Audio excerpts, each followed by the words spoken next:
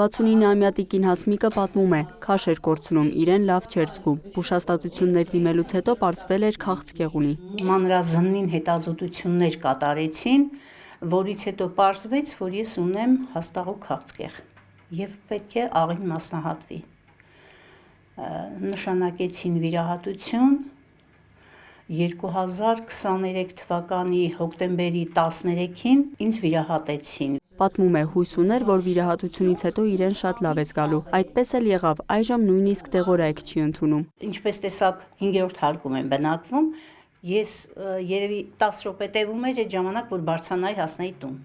Իսկ հիմա ես առանց որևէ կանգնելու օրը մի քանի անգամ 5, 6, 7 անգամ իջնում բարձրանում եմ եւ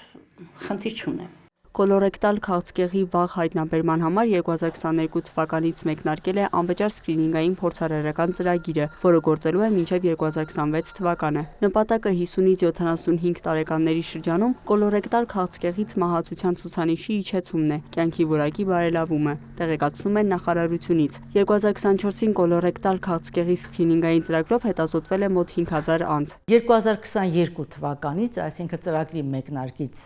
առ այսօր հետազոտվել է ավելի քան 9000 անձ, որոնցից 2023 թվականին կոլորեկտալ քաղցկեղ հայտնաբերվել է 4 անձի մոտ եւ 2024 թվականին 7 անձի մոտ։ 2024-ին ընդլայնվել է սկրինինգային ծրագիրն իրականացնող բժշկական հաստատությունների ցանկը։ Մասնավորապես իրականացում է Երևան քաղաքում Սուրբ Գրիգոր Լուսավորիչ բժշկական կենտրոնի պոլիկլինիկայում, Արաբկիր եւ Անվան առողջության կենտրոններում, ինչպես նաեւ Գյումրիում Էնրիկո Մատեի անվան պոլիկլինիկայում, Բերլին պոլիկլինիկայում եւ Գյումրու թիվ 2 պոլիկլինիկայի Շահառուների շրջանում։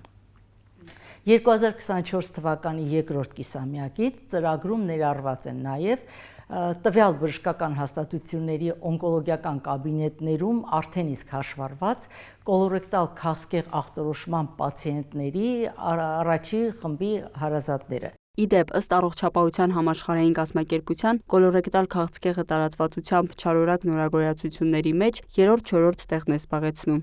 Լիանա Խաչատուրյան, Հայկուշ Ասլանյան, Հայկ Պետրոսյան, Արամ Հարությունյան, լուրեր։